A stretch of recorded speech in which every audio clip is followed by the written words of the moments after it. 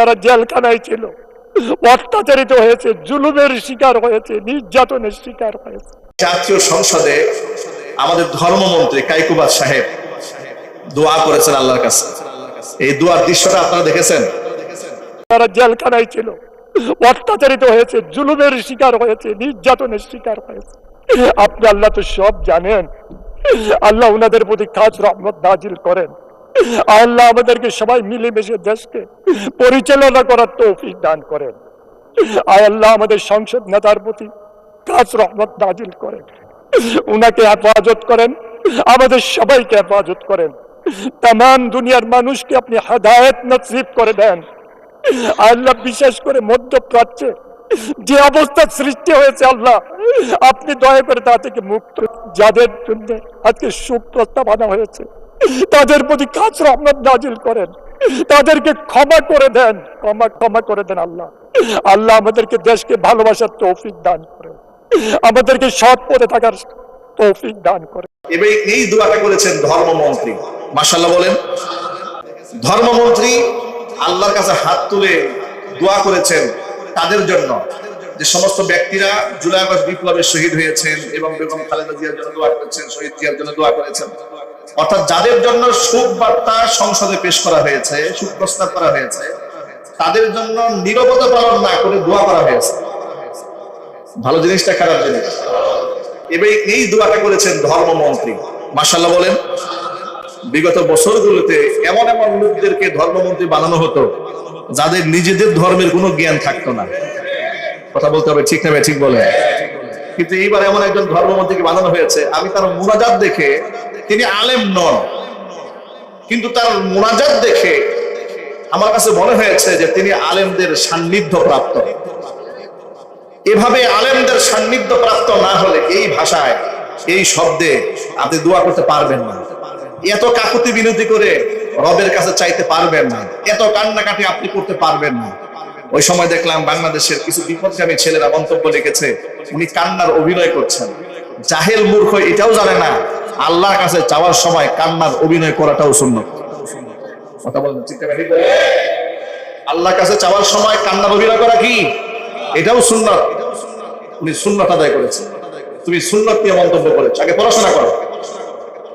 কোন আমাদের মাস, এই মাসে কাঁদবো না তো কোন মাসে কাঁদবো? এই মাসে রবের কাছে চাইবো না তো কোন মাসে চাবো? এখন তো আমার সময়, এটা অফার চলছে। আমি এই মাসে আল্লাহর কাছ থেকে বাণিজ্য করে নেবো না তো কোন মাসে বাণিজ্য করবো? এই মাসে আমি দান করবো না তো কোন মাসে দান করবো? এই মাসে আমি সদকা দেবো না তো কোন মাসে দেবো? এই মাসে রবের কাছে তওবা করবো না তো কোন মাসে তওবা করবো? এটা তো তওবার মাস। হে ইমানদারগণ, তোমাদের উপর রমজান রোজাকে ফরজ করা হয়েছে যেভাবে তোমাদের পূর্ববর্তীদের উপর ফরজ করা হয়েছিল, লাআল্লাকুম তাত্তাকুন, যাতে করে তোমরা পরহেজগার হয়ে যেতে পারো, তাকওয়াবান হয়ে যেতে পারো। একটু তাকাই দেখুন, রমজানে অনেক ভাই আলহামদুলিল্লাহ নামাজ পড়া শুরু করেছে, রোজা রাখতে শুরু করেছে, মিথ্যা কথা বাদ দিয়েছে। আছে না নাই? আলহামদুলিল্লাহ বলেন। যারা এই হোটেলের সামনে লাল চাদর দিয়ে মানুষদেরকে খাওয়ান, কালো চাদর দিয়ে মানুষদেরকে খাওয়ান আর মনে করেন কেউ দেখে না। সুতরাং যে সমস্ত ব্যক্তিরা এই রমজানেও হোটেল চালু রেখে মানুষদেরকে খাওয়াচ্ছেন, আল্লাহকে ভয় করুন, আল্লাহকে ভয় করুন। দোকানের সামনে থেকে পর্দা সরাই নেন। আপনি পর্দা দিলে আল্লাহ দেখেন না? যদি বলুন না, আল্লাহ দেখেন না? আল্লাহ দেখেন। যা হয়েছে এখন আপনি হতাশ হবেন না, নিরাশ হবেন না। আপনি ভুল করে ফেলেছেন। আজকের জুমার পর থেকে দোকান আপনার দিনের বেলায় খাবার দাবার বন্ধ করেন। আপনি রমজানকে সম্মান করেন আর আল্লাহকে চাওয়া শুরু করেন। কান্না এমন ভাবে কান্না করবেন যেন আপনার মাঝে আল্লাহর মাঝে কোনো পর্দা থাকে না। কোরআন মাজিদে আল্লাহ পাকের ওয়াদা আছে, বান্দা এইভাবে যখন কান্দে তখন বান্দাকে আমি ক্ষমা করে দেই, বান্দাকে আমি জান্নাতের সুসংবাদ দান করি। জোরে বলেন সুবহানাল্লাহ। আল্লাহ রাব্বুল আলামিন কোরআন মাজিদের মধ্যে বলেন, والذين إذا فعلوا فاحشة أو ظلموا أنفسهم ذكروا الله فاستغفروا لذنوبهم ومن يغفر الذنوب إلا الله ولم يصروا على ما فعلوا وهم يعلمون। যে সমস্ত ব্যক্তিরা খারাপ কাজ করে ফেলে, অন্যায় করে ফেলে, অথচ এমনকি ব্যভিচারের মতো গুনাহ যদি কোনো বান্দা করে ফেলে, এরপরে সেই বান্দা যখন অনুতপ্ত হয়, যাকারুল্লাহ, আমি আল্লাহর কথা যখন তার স্মরণ হয়ে যায়, ফাস্তাগফারু লিযুনুবিহিম, গুনার জন্য আমার কাছে ক্ষমা চায়, ওয়া মান ইয়াগফিরুদ যুনুবা ইল্লাল্লাহ, আর আমি আল্লাহ ছাড়া তো মানুষের গুনাহ কেউ ক্ষমা করতে পারে না। কোন পীর সাহেব মানুষের গুনাহ ক্ষমা করতে পারে না, কোন আলেম ক্ষমা করতে পারে না, কোন দরবেশ করতে পারে না, কোন খতিব সাহেব করতে পারে না, কোন ফেরেশতাও করতে পারে না। মানুষের গুনাহ একমাত্র কে ক্ষমা করেন? আরো যদি বলুন কে? আল্লাহ পাক বলেন, আমি আল্লাহ ছাড়া কেউ তো গুনাহ ক্ষমা করতে পারে না। সেই বান্দা যখন আমি আল্লাহর কাছে গুনার জন্য ক্ষমা প্রার্থনা করে, কান্না করে, রোনাজারি করে, তখন ওই বান্দার জিন্দেগীর সমস্ত গুনাহ রাখাত আমি আল্লাহ মাফ করে দেই। জোরে বলেন সুবহানাল্লাহ। আল্লাহ বলছেন, ওয়ালাম ইউসিবু আলা মা ফাআলু ওয়া হুম ইয়ালামুন, এবং যে গুনাহ সে করতো সেই গুনার মধ্যে সে অবিচল এবং অটল থাকে না। এই আয়াতটি নাজিল হওয়ার প্রেক্ষাপট, আল্লাহ যে বললেন যে অন্যায় করে ফেললো, এই আয়াতটা কখন নাজিল হয়েছে, এই শানে নুজুল, এই আয়াতের প্রেক্ষাপট এটা বুঝতে পারলে দেখবেন আমাদের জীবনের অনেকের ভুল সংশোধন করা সহজ হয়ে যাবে। নবী করিম সাল্লাল্লাহু আলাইহি ওয়াসাল্লাম যখন মক্কা ছেড়ে হিজরত করে মদিনায় গেলেন, সাথে সাহাবায়ে কেরাম গিয়েছিলেন, মুহাজিররা যারা মক্কা ছেড়ে বাড়ি ঘর ছেড়ে চলে গেলেন মদিনায়, তাদের কাছে না আছে ঘর বাড়ি, না আছে থাকার জায়গা, না আছে ব্যবসা বাণিজ্য, না আছে টাকা পয়সা, কিছু তো নাই। তো নবী করিম সাল্লাল্লাহু আলাইহি ওয়াসাল্লাম তখন মদিনাতুল মুনাওয়ারার তার সহযোগী সাহাবী, যাদেরকে আনসারী সাহাবী বলা হয়, আনসারীদের সাথে মুহাজিরদের ভাই ভাইয়ের সম্পর্ক করে দিলেন, একে অপরের ভাই বানিয়ে দিলেন। এক একজন মুহাজির সাহাবীকে এক একজন আনসারীর বাড়িতে থাকার ব্যবস্থা করে দিলেন। এটা ইসলামের প্রাথমিক যুগের কথা বলছে, মুসলমানদের সংখ্যা যখন কম ছিল, তখন ঠিক ওই মুহূর্তে যখন জিহাদে যাওয়ার প্রয়োজন হতো, এখন আনসারীও যদি জিহাদে চলে যায়, মুহাজির জিহাদে চলে যায়, বাড়িঘর শূন্য হয়ে যাবে, বাড়ির মহিলারা নিরাপত্তাহীনতায় ভুগবে, তাদের তো প্রয়োজন রয়েছে। এই জন্য বাই রোটেশন, কেউ থাকবে জিহাদে, কেউ থাকবে বাড়িতে। এইভাবে এক সফরে নবী করিম সাল্লাল্লাহু আলাইহি ওয়াসাল্লাম জিহাদে গেলেন, সাহাবায়ে কেরাম তার সাথে গেলেন, মুহাজিররা চলে গেলেন।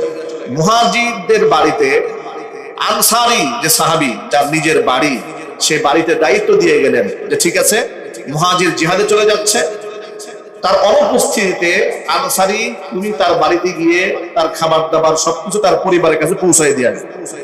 জিহাদে চলে গেছে। আনসারী সাহাবী যখন মুহাজিরের বাড়িতে আসলেন, এসে দেখতে পেলেন তার স্ত্রী গোসল করে কাপড় শুকাচ্ছে, বাহিরে কাপড় রোদ্রে দিচ্ছে। কাপড় যখন রোদ্রে দিচ্ছে, তখন দূর থেকে তার চুল দেখেছে। আনসারী সাহাবী মুহাজিরের স্ত্রী কি দেখেছে? চুল দেখেছে। একটু জোরে বলতে হবে, কি দেখেছে? এই কথাটা আপনারা বলার পিছনে হিকমা আছে। চুল শব্দটা কেন বারবার উল্লেখ করছি? কারণ পরপুরুষকে চুল দেখানো, এটা তো বর্তমান সমাজে কেউ গুনাহ মনে করে না, ঠিক না? ঠিক বলে। রমজানেও চুল ছেড়ে রাস্তায় মেয়েরা চলছে না। একটা সময় তো একটু লাজ লজ্জা ছিল মোটামুটি 20-30 বছর আগে। ইদানিং হায়া লজ্জা একদম বরবাদ হয়ে যাচ্ছে। মাথার চুল নাই, চুলটা নাই, মাথার মধ্যে ঘুমটা নাই। আগে হুজুরদেরকে দেখলে একটু কাপড় টাপড় দিত, ইদানিং হুজুর দেখলেও কাপড় দেয়। কথা বলেন।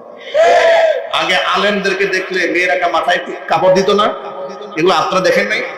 ইদানিং দেয়। এখন আলেম আর জালেম নাই, এরা ল্যাংটা হয়ে থাকাটাকে মনে করে বিরাট আধুনিক, ঠিক না? ঠিক। অথচ এই চুল পরপুরুষকে কিভাবে আকৃষ্ট করে দেখেন। চুল যখন দেখেছে আনসারী সাহাবী, মুহাজিরের স্ত্রী চুল দেখে মনের মধ্যে আকর্ষণ জেগেছে, এত সুন্দর চুল। শয়তান ধোঁকা দিয়েছে, বাড়ি খালি, কেউ নাই বাড়িতে, কাছে গেছে, একেবারে নিকটতম হয়েছে। কোন কোন বর্ণনায় পাওয়া যাচ্ছে তার হাত স্পর্শ করেছে, হাতের মধ্যে একটা চুমা দিয়েছে।